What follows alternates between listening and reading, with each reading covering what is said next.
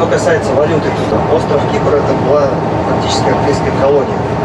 И, собственно, в 60-м году они обрели независимость, но с тех времен сохранились многие нюансы. И самый основной нюанс, как уже многие успели заметить, это левостороннее движение. Поэтому будьте крайне осторожны при пересечении дорожной части. Обращайте на это внимание. Здесь пешеход не главный. Главный только водитель. Негласный. Поэтому стоит опасаться автомобиля. Пешеходные переходы с закрытыми глазами лучше не переходить.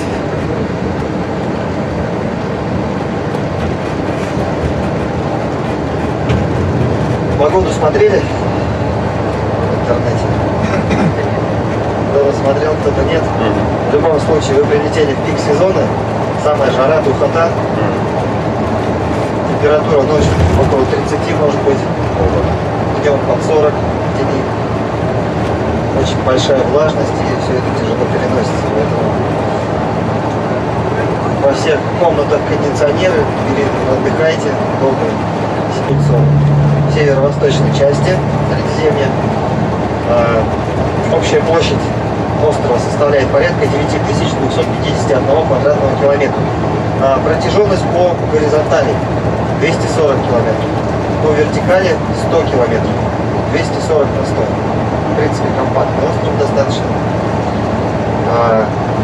До побережья Турции на севере получается 75 километров.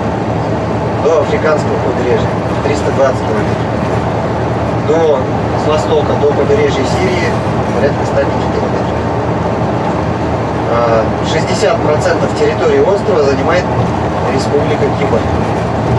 38% территории острова занимает Турецкая Республика Северный Кипр. Это оккупированная территория турками, непризнанное государство международным сообществом, признанное только самой Турцией. Ну и 2% территории острова занимает две английские военные базы. Одна в районе Латаки, куда вы прилетели, а одна военная база в районе Лимассола. Это южная часть Кипра, мы этот город Лимассол будем проезжать. Это второй по величине город Кипра с населением порядка 230 тысяч жителей. Примерно через 15-20 мы его будем проезжать. На Кипре проживает порядка 40 тысяч русских, и как раз основная агломерация сосредоточена в районе города Лимассол. Большинство русских там проживает. Имеется русская радиостанция, русская волна. Также имеется русская политическая партия.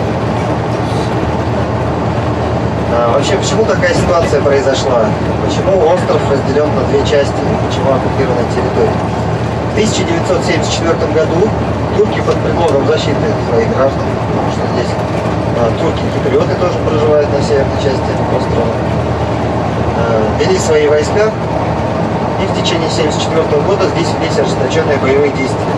Мешалось ООН, вела миротворцев ООН, и две противоборствующие страны разделили на две части. Так называемые зеленые линии, Green Line, или демаркационные зоны, где и по сей день стоят миротворцы ООН. Так вот, столицей Республики Кипр является город Никосия, либо же второе его название Левкосия. И столицей оккупированной территории Турецкой Республики Северный Кипр также является северная часть города Никосия.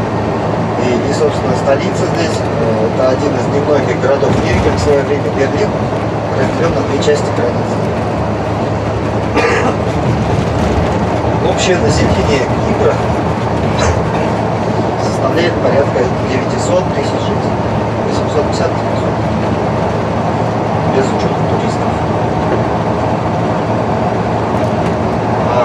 20% ВВП Турции, прошу прощения, Кипр занимает туризм, 18% занимает сельское хозяйство, а также 18% занимает промышленность, как правило, горнодобывающая.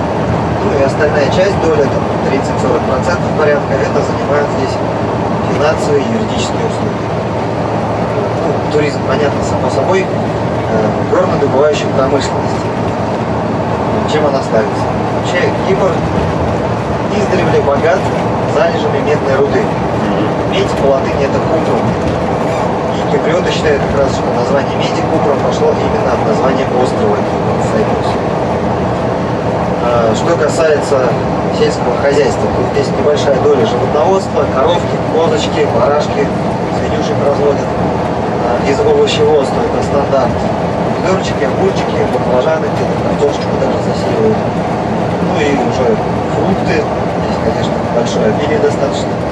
Стандартные цитрусовые, яблоки, клубнику выращивают, черешню выращивают. Сейчас можно возможно еще даже в магазинах можно найти, но уже сезон заканчивается. Клубника тоже уже закончился сезон. Месяца полтора назад. Но продолжается сезон арбузов и дынь. Очень сладкие, сочные, крупные арбузы. Обязательно попробуйте.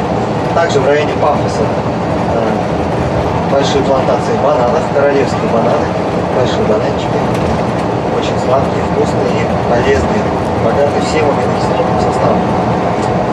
Ну и тут как бы нельзя не упомянуть о том, что 9% территории острова засеяны виноградной лозой. То есть самые лучшие в мире вина — как раз производство Кипра, одни из самых лучших вин. Здесь очень много частных виноделин в горах располагаются, которые наследство передаются, сами изготавливают вино, все натуральные продукты, дегустации проводят, ну и, естественно, приглашают туристов, наших гостей попробовать их вина и, собственно, их там приобрести. Рекомендую. Ну и покупаться в бухте Афродиты, уже завершающий такой этап будет. Бухта Афродиты — это недалеко от Пафоса, пляж есть дикий. По легендам, богиня любви и красоты Афродита, греческая богиня, она как раз родилась из пены морской в районе этой бухты. В общем, рекомендую, обращайтесь к вашим отельным гидам. А также можете поспрашивать сафари на осликах.